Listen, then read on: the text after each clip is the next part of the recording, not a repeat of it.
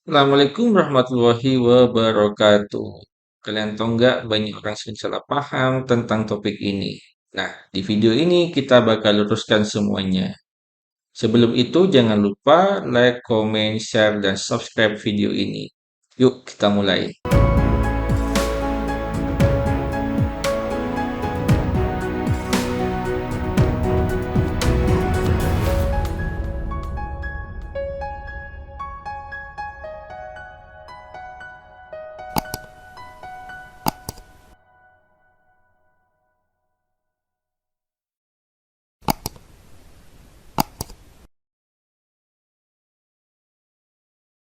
Materi kita kali ini akan berbicara mengenai kepemimpinan dalam tim dan kelompok pengambil keputusan.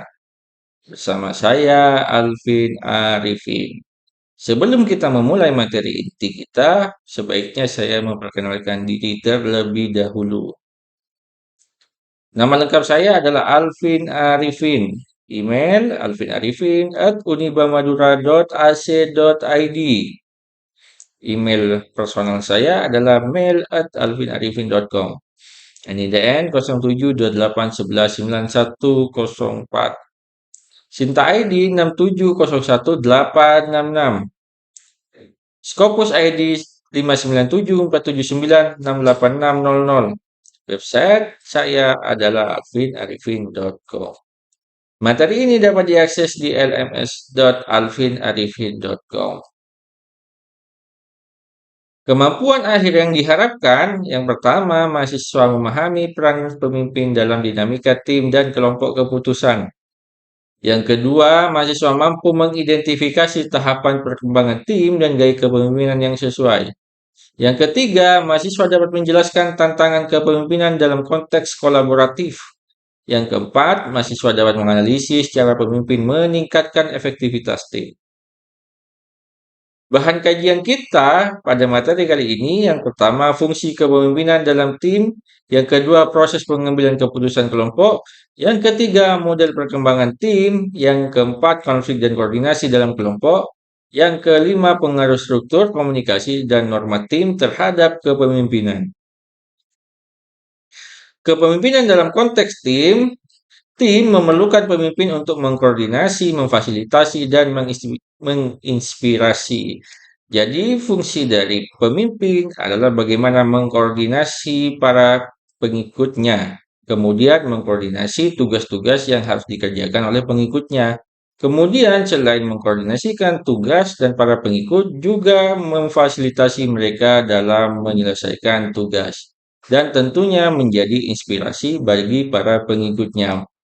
Kemudian peran pemimpin lebih bersifat kolaboratif dan fasilitatif dibanding hierarkis. Jadi, seorang pemimpin harus mampu berkolaborasi dengan para pengikutnya atau orang-orang yang dipimpinnya, dan juga harus mampu memfasilitasi mereka dibanding dengan hierarkis, ya.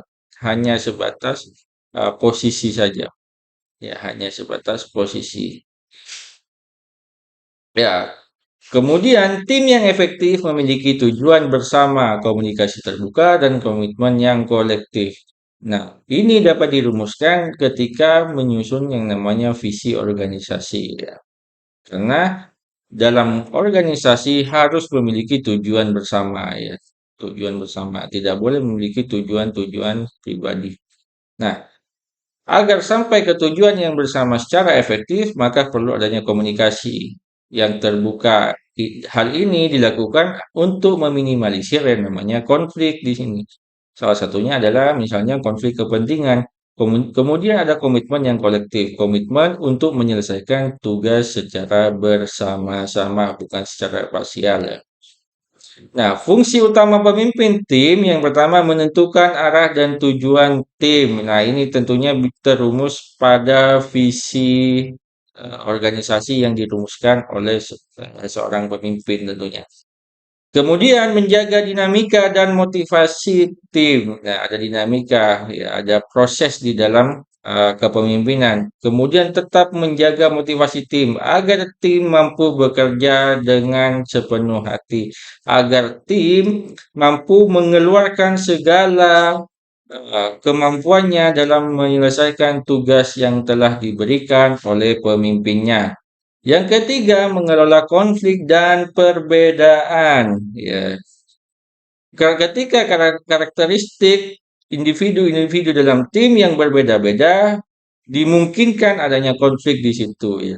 Sehingga bagaimana seorang pemimpin mengelola konflik tersebut dan perbedaan-perbedaan yang ada di dalam organisasi.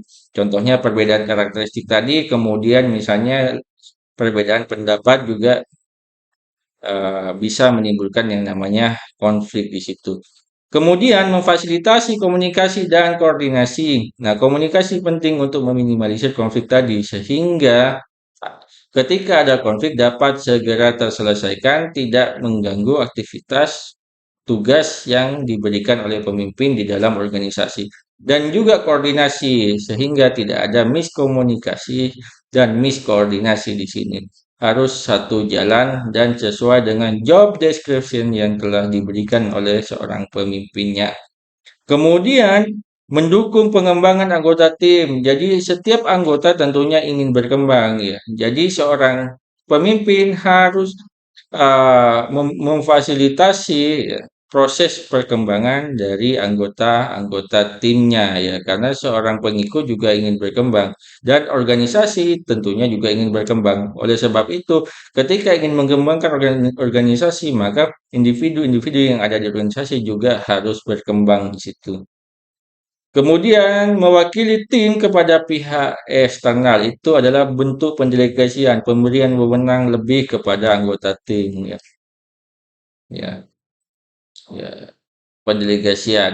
Ya, jadi ketika misalnya ada uh, tugas yang berkaitan dengan organisasi, maka pemimpin yang mewakili dari keseluruhan anggota tim ya.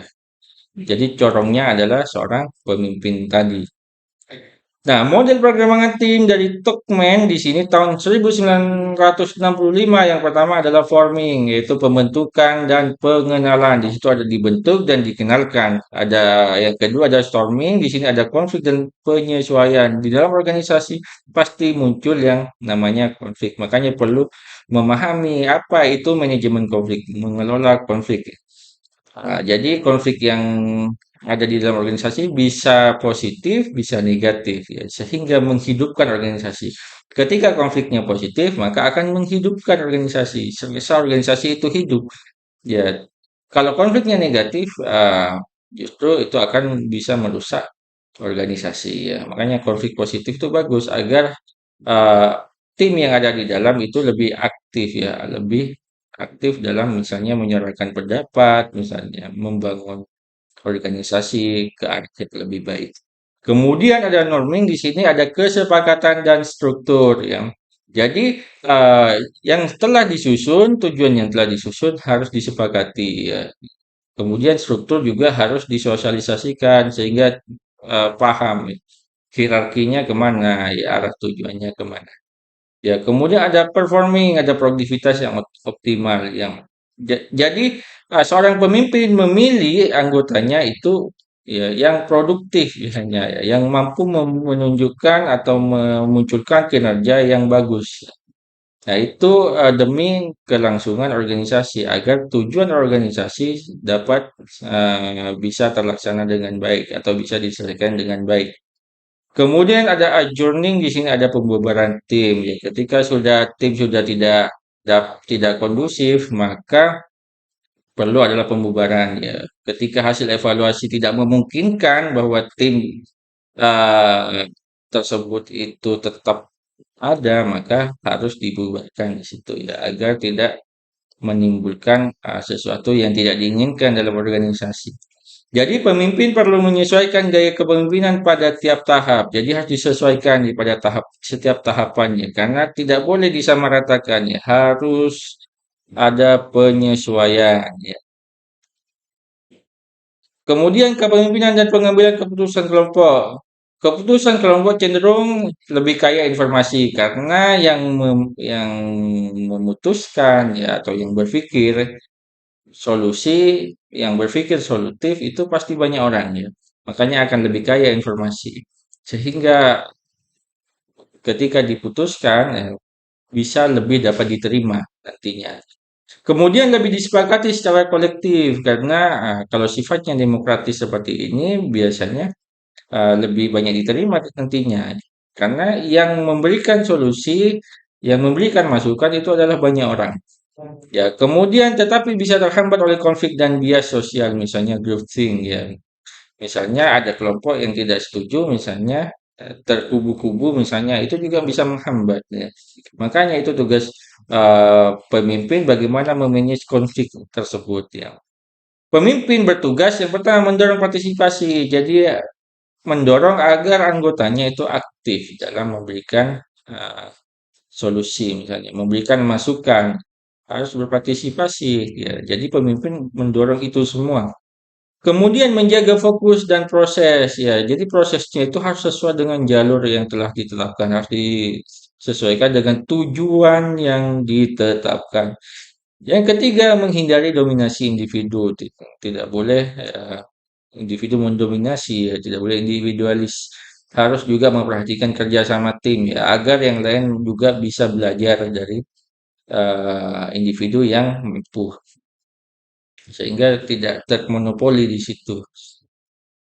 Gaya kepemimpinan dalam pengambilan keputusan, yang pertama gaya otoriter itu karakteristiknya pemimpin membuat keputusan sendiri, ya, mutlak di sini ya, cocok untuk situasi darurat dan konflik yang tinggi. Jadi keputusan pemimpin itu bersifat mutlak di sini.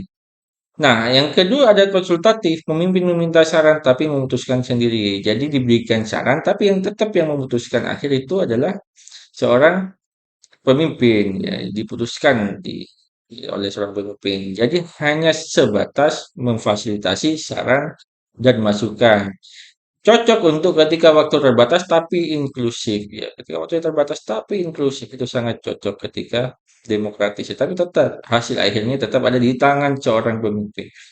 Kemudian gaya partisipatif di sini anggota aktif terlibat keputusan bersama. Nah, ini lebih demokratis ya.